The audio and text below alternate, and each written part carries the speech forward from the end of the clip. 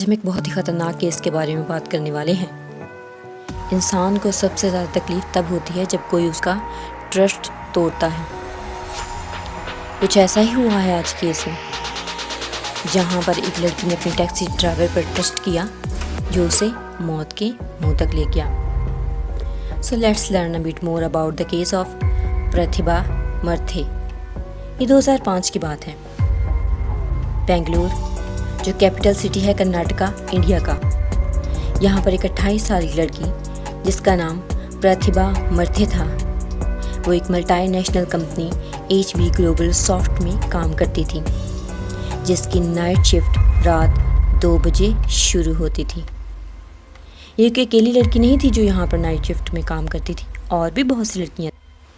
प्रतिभा रोज़ office पहुँच जाने पर अपनी माँ को मैसेज करती कि मैं ऑफिस पहुँच गई हूँ। उसकी माँ उसका मैसेज देखने के बाद सो जाती थी, मगर 13 दिसंबर को प्रतिभा की माँ सो गई उसका मैसेज आए बगैर। सुबह जब उसने अपना फ़ोन चेक किया कि उसका कोई मैसेज दे सके,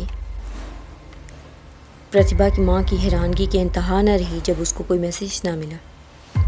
ये बहुत हैरत की बात थी, क्योंकि ऐसा पहले कभी नहीं हुआ। तो उसकी माँ ने प्रतिभा को कॉल की। उसकी हैरानगी तब ज़्यादा बढ़ गई जब उसका फ़ोन ऑफ था। प्रतिभा अपने पेरेंट्स की सिंगल औलाद थी। प्रतिभा के फादर की डेथ हो गई थी जब वो सिर्फ 15 दिन की थी, और शादी के बाद गुरामा अकेला रहने लगी। लेकिन प्रतिभा कुछ दिन अपनी माँ के साथ रहती और कुछ दिन अपने ससुराल में। 14 दिसंबर को प्रतिभा की माँ गुरामा ने अपने दामाद को कॉल की कि प्रतिभा का नंबर ऑफ है।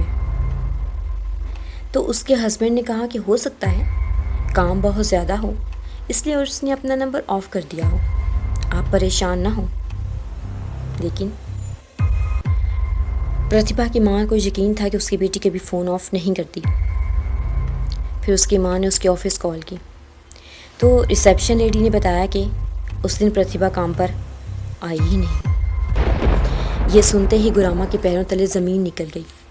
बहुत से सवाल उसके जहन में आने लगे कि प्रतिभा कहाँ जा सकती है और इसके साथ क्या हुआ है। वो काम पर नहीं गई। कुछ देर बाद उसने खुद को संभाला और पास वाले पुलिस स्टेशन चली गई रिपोर्ट लिखवाने के लिए।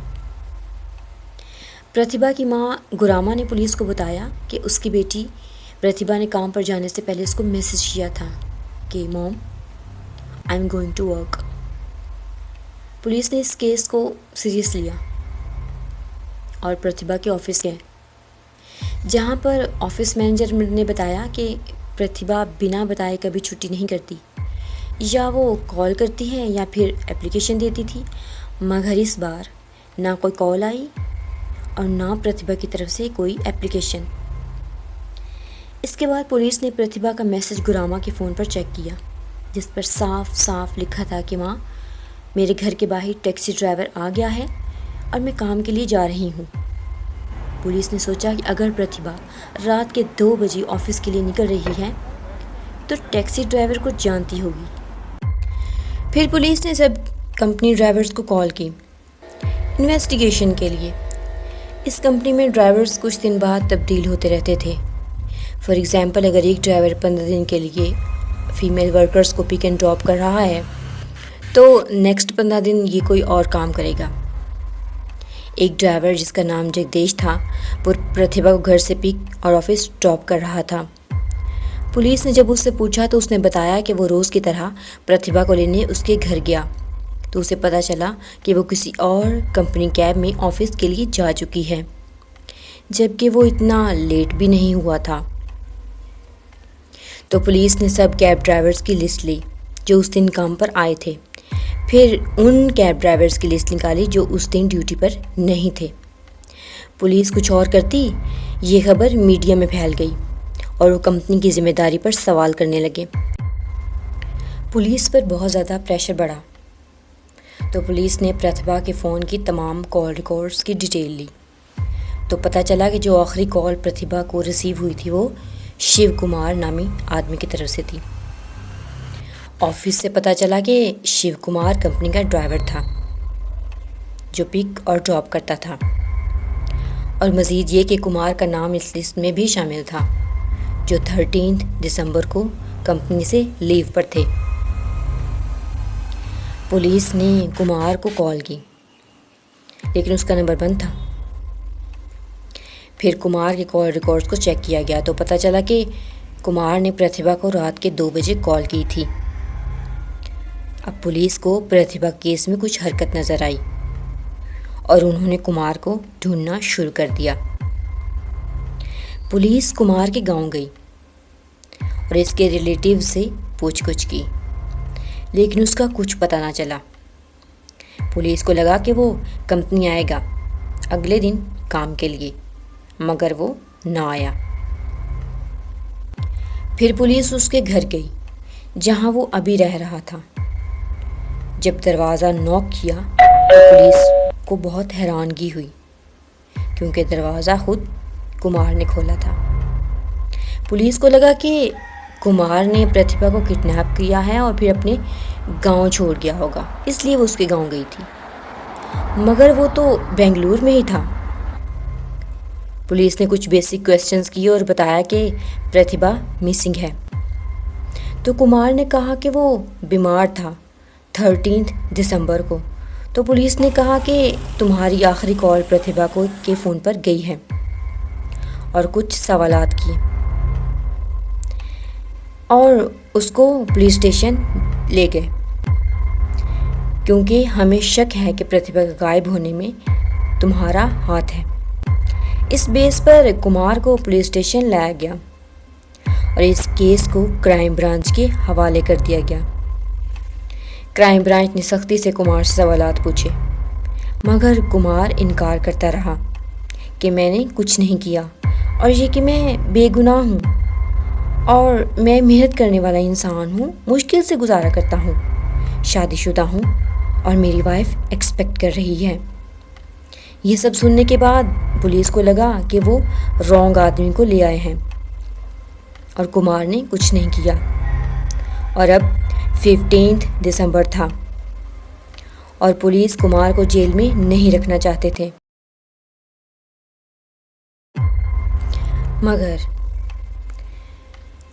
कुमार को रिलीज़ करने से पहले पुलिस ने डिसाइड किया कि एक लास्ट इंटेरोगेशन सेशन किया जाए 15 दिसंबर की रात को। इस बार 3 या 4 पुलिस ऑफिसर ने इंटेरोगेशन में हिस्सा लिया। इस बार उन्होंने कुछ नरम तरीके से सवाल किए, पहले कुछ सख्त अंदाज में किए थे। एक पुलिस ऑफिसर ने कुमार से कहा कि हम जानते हैं कि प्रतिभा के गायब होने में उसका ही हाथ है, और अगर वो सच बता देगा तो उसको कम से कम सज़ा मिलेगी, और अगर उसने झूठ बोला तो उसको ऐसी सज़ा मिलेगी कि वो सारी ज़िंदगी याद रखेगा। ये बात सुनकर शिव कुमार ने एक लम्हे के लिए सोचा और फिर बोला कि मैंने 13 दिसंबर को प्रतिभा को रात 2 बजे करीब कॉल की और कहा कि वो बाहर आए अपने घर से। फिर पुलिस ने पूछा कि उसने प्रतिभा के साथ क्या किया। तो 16 दिसंबर को कुमार पुलिस को बहुत ही वीरान जगह पर ले गया और फिर एक नाले के पास, और कहा कि उसने प्रतिभा को कत्ल किया है और इसकी डेड बॉडी को यहाँ फेंका है। ये सुनकर पुलिस शॉक हो गई और बॉडी सर्च करने लगी। कुछ देर के बाद पुलिस को एक लड़की की बॉडी मिली जिसका फेस पहचाना नहीं जा सकता था। बॉडी पानी के पास होने की वजह से डिकम्पोज हो चुकी थी। बॉडी को हॉस्पिटल लाया गया और प्रतिभा की मां को बुलाया गया आइडेंटिफाई करने के लिए। गुरामा प्रतिभा की मां ने फ़ौरन आइडेंटिफाई कर लिया कि ये उसकी बेटी प्रतिभा है। रिपोर्ट से पता चला कि कत्ल किए जाने से पहले प्रतिभा वॉज रेप्ड और फिर इसके गले को तेज़धार आले से कट किया गया। सांस की नाली ख़राब होने और बहुत ज़्यादा ब्लीडिंग की वजह से डेथ हुई। पुलिस ने कुमार से प्रतिभा के कत्ल और रेप की वजह पूछी कि आखिर उसने ऐसा क्यों किया। तो कुमार ने बताया कि उसकी बीवी 7 मंथ प्रेग्नेंट है और 3 दिसंबर को उसका और उसकी वाइफ का झगड़ा हो गया, तो अपने पेरेंट्स के पास चली गई।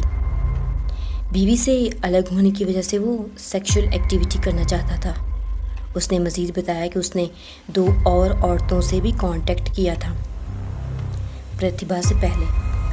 उनमें से किसी को भी वो साथ में ना ला पाया, क्योंकि एक किसी और कैब ड्राइवर के साथ जा चुकी थी और दूसरी ने उसके साथ जाने से इनकार कर दिया था, क्योंकि कुमार को उसके घर का रास्ता नहीं आता था। ये बात फीमेल वर्कर को स्ट्रेंज लगी। फिर कुमार ने प्रतिभा को मैसेज ना किया, बल्कि सीधा उसके घर चला गया।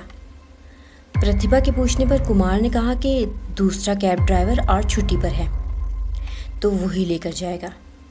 ये सुनकर प्रतिभा उसके साथ टैक्सी में बैठ गई, किसी डाउट के बगैर, क्योंकि वो उसके साथ पहले भी जा चुकी थी। उसने एक रास्ते में शॉर्ट नैप लिया। जब प्रतिभा की आँख खुली तो उसने रियलाइज़ किया कि रास्ता ऑफिस का नहीं। तो प्रतिभा ने कुमार से कहा कि ये रास्ता ऑफिस का नहीं और हम रॉन्ग वे में जा रहे हैं। तो कुमार ने कहा कि वो ऑफिस का रास्ता जानता है, क्योंकि एक और कैब ड्राइवर आज छुट्टी पर है, तो एक और एम्प्लॉय को रास्ते से लेना है, इस वजह से दूसरे रास्ते से जा रहे हैं। ये एक एक्सक्यूज़ था। फिर एक वीरान जगह पर कुमार ने कार रोकी और नाइफ प्रतिभा के स्टमक पर रख दिया और कहा कि अगर उसने चीख मारी तो अच्छा नहीं होगा। इसके बाद कुमार ने प्रतिभा को इनएप्रोप्रिएटली टच करना शुरू कर दिया। उसने ये भी बताया कि कैसे पेट्रोलिंग करती पुलिस की गाड़ी ने भी टैक्सी पर तवज्जो न दी और प्रतिभा ने चीखने की कोशिश की तो उसने कार की विंडोज़ को बंद कर दिया और कहा कि वो उसका गला काट देगा अगर वो बोली तो।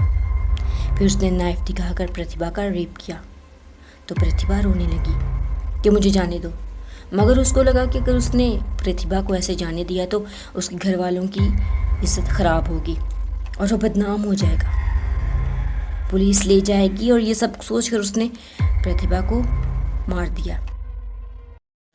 बेंगलुरु सेशन कोर्ट में कुमार के अगेंस्ट केस चला under charges of kidnapping, rape and murder. Finally 5 साल के बाद फास्ट ट्रैक कोर्ट ने कुमार को उम्र कैद की सज़ा सुनाई कि जब तक ज़िंदा रहेगा कैद में रहेगा। फरवरी 2011 कुमार ने हाई कोर्ट की सब रूलिंग्स को चैलेंज किया। अप्रैल 2011 को स्टेट ने डेथ पेनल्टी की अपील की, मगर मई 31, 2016 को कोर्ट ने सेम फैसला सुनाया जो सेशन कोर्ट ने दिया था। फिर कुमार ने हाई कोर्ट के डिसीजन को सुप्रीम कोर्ट में चैलेंज किया। फिर मार्च 2023 को सुप्रीम कोर्ट ने अपने फैसले को रिकंसीडर किया और उम्र कैद को सिर्फ 30 साल में तब्दील कर दिया और कहा कि हर क्रिमिनल को सुधरने का मौका मिलना चाहिए और ये कि कुमार का पहला क्राइम है। 18 साल कैद में रह चुका है और मज़ीद 12 साल के बाद कुमार रिलीज़ हो जाएगा। कुमार की वाइफ बच्चे की बर्थ के बाद घर छोड़कर चली गई और ऐसे प्रतिभा मर्थे का केस क्लोज हो गया। Thank you for watching. अगर आपको हमारी क्वेश्चन अच्छी लगी तो like, subscribe and share the video if you have not.